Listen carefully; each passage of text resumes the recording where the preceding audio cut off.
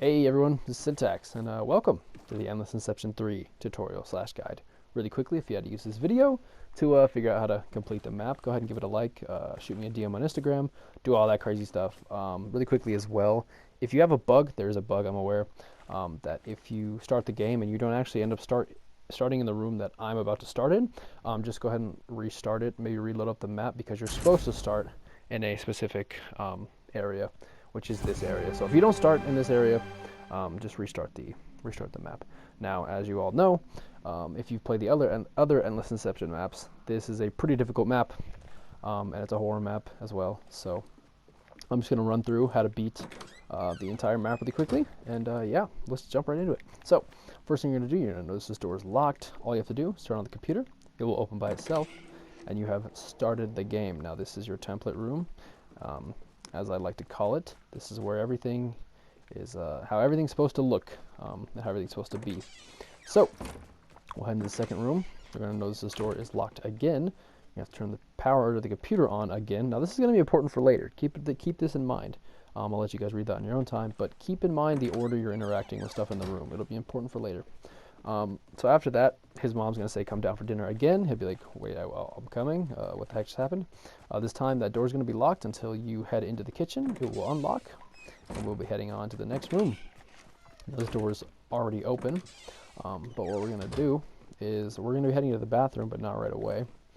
We're actually going to head down, and we're going to run into this door. So once we run into this door, the bathroom will open up, and if the door closes, we'll know you've beaten the room, and you can progress. Also, sorry if I'm being a little quiet. It's kind of late where I am, and I don't want to wake anyone up. Heading into the next room. This is where we're going to head back downstairs, and we are actually going to interact with this book here next to the fireplace. This book is going to be something about, yes, hallucinating. It's if everyone hallucinating in their reality by unknown author, because I don't think anyone actually made a book like that, but that's okay. So John's like, why would they have this? So this is actually where we're going to head back up to John's room, and where the first jump scare is going to take place. So we're just going to take power, we're just going to spam it. You have to spam it 10 times, and you'll get blown back. His computer will blow up and everything, and we will be first introduced to the red text. It says, I said, come down for dinner, John. And he's like, who the heck was that? Who was there? He heads back in his room. He's like, wait, how did my computer get back? What is happening to our character here? If you didn't already know, if you didn't read the text, John is 12 years old in this game. It is 1937, so, you know, he is just now discovering what is happening to him. So you're going to find some ... right here, and you're going to go ahead and click on it. It's going to be like, where did my chair go? So John's looking for his chair. You don't know what the heck happened to it. And then the red text is going to say you never came down for dinner. Now we're going to head into the bedroom. You got to prepare yourself for what's about to happen, which is the second jump scare. You're going to be greeted with a teddy bear saying, hello, John, and it's sitting on his chair, if you didn't notice that. Once you've done that, you will have beaten the room, and you are allowed to progress into the next room. So once we head into here, we're going to head over into the parents' bedroom, and you have to listen for some knocking. So if you hear the knocking, I'll be a little quiet. If you hear the knocking, that means you have unlocked the next step, which is to head down here to the TV, and we're going to interact with the TV. Now, once we've done this, we should be teleported to this black area, and we get this nice little text here that basically says you don't have to be afraid, and that this text cannot hurt you, this thing cannot hurt you. And it's just 4 hallways. We teleport back. Says the only person that can hurt you is you, John. Now that is actually a kind of a hint, I guess you could say. It is leaning toward John having to attempt to hurt himself in this next little snippet. If you head over here, there will actually be an option to take the knife. Now you'll try to get blown back, and the text will ask, what are you going to do with that? And how is that going to help? So once you've done that, you will progress into the next room. Now, we have to actually stay in this room, because the first thing you have to do is go over to this mirror and reflect, basically. So once we reflect, we will get a bunch of text. It'll say, what do you see? Do you see yourself? These are all just a blur. And John's begging this dude to get out of his head. If you notice, the gnome has changed directions to face us. So once we've interacted with that mirror, this mirror will be ready next to interact with. We'll go ahead and reflect in this mirror. It'll say, what's your family hiding from you? And are you really who they say they are? And John will claim his whole family loves him, you know, yada yada. In the final mirror in the house, we're going to go ahead and reflect. And it'll say, where are they now if they love you so much? Where's your family now, John? So you got to brace yourself for this next part because there is a jump scare. You'll be jump scared. You'll be greeted by the scarecrow for the first time, and the red text will say, "Face it, John. No one can hear your screams," which is actually really tough because literally no one can hear his screams because he has no family. Heading into the next part. I believe, yes, the gnome has disappeared, but if you look under the bathroom, you can see some yellow. What you're going to want to do is run into this gnome because he's actually somehow grown in size. No one actually knows how, but he grew in size. So we're going to go over to his gnome friend, and we're going to question him. We're going to say, okay, how did the gnome get in the bathroom? No one was there to move it. And of course, John's red text is going to be like, what gnome? And as you can see, the gnome is gone. You're going to be like, no, he was here. I saw him with my own eyes. John, you're freaking out. And all the lights are turning off. The classic endless Inception pattern of all the lights turning off. And then his red text is going to tell him they never told you, did they, John? And John's going to be like, what the heck are you talking about? We're going to head over to this book, and we're going to read it. John's going to say, explain what to me? And the book's going to read, he's too young, he's not ready yet, he won't even understand. I'll tell him when he's older. It's supposed to be his mother's journal. But anyway, that's what she wrote in the journal. Now you're going to head into the office, you're going to search this, you're going to find his medical records, find out he was diagnosed with schizophrenia about a year ago.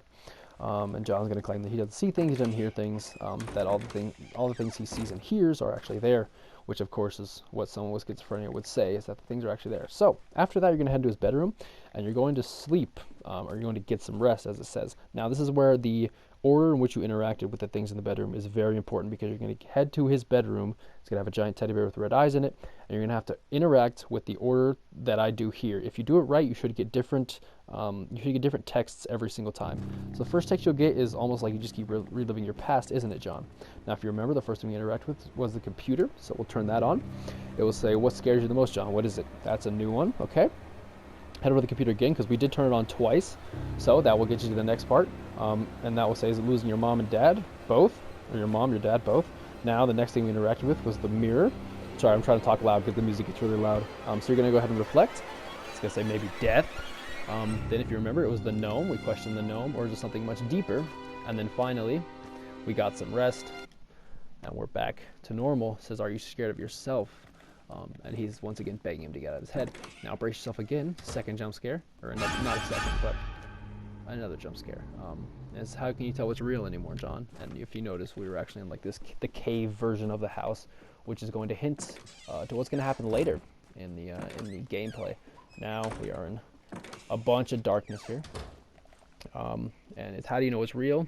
I know none of this is real. You can't hurt me, is what John's going to say, and then his name is going to be, or what his conscience is going to say is that nothing has changed. He's never been able to hurt him, and you're going to notice that the bathroom has been overrun by this sort of, by nature almost, to give it a sort of swamp look. The mirror's been stabbed. So you're going to head to the bathroom, and once you've done that, you should get that text. And once you've gotten the text, you're going to go over and you're going to try and call your mother. And she's actually going to pick up. She's going to say, John, honey, where are you? And you're going to say, please, I'm here, help. And she's going to get disconnected. The door's going to open. You're going to ask once again, why? Heading back, you're going to notice there's a red glare at the bottom of the stairs. You're going to head that way. And once he gets blacked out, that's when you know you're going to head into the bedroom. Now, if you notice, the bedroom has also now been taken over by the nature aspect of the house. So it's the bathroom. He's going to say, what's happening to my house? If you've gotten that, if you've gotten the text, you will know that you have done the right part. The office also has been taken over. And you're going to head here. You're going to get jump scared a little bit. It's going to teleport you to the bottom of the stairs.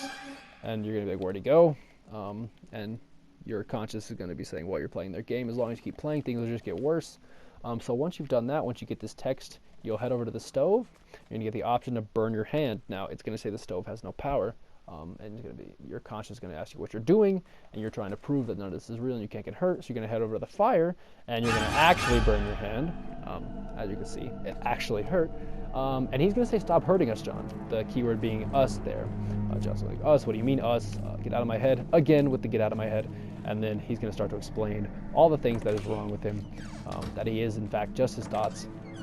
And now you'll notice that the doors are all open, in fact, and that, well, the red-eyed demon is, in fact, staring you down. And once you head there, he will disappear, and all the doors will close. You'll get that laughter, and a bunch of text. It will say, don't you get it? This isn't your house. There's no one here. You don't have a mom, a dad, or a family. Everything is in your head. And then John will, of course, respond. He's saying you're lying. Everything you say is a lie. And then, of course, his conscience is going to come back and say that he already claimed he knows none of this is real and why he's freaking out. And he's going to say because he can touch and feel things and hear things. Of course, that being his justification for why everything is real. Now, go ahead to the clock, and it will say observe, and your conscience will point out that the clock is not in fact moving, and if this was real, would time not be a factor?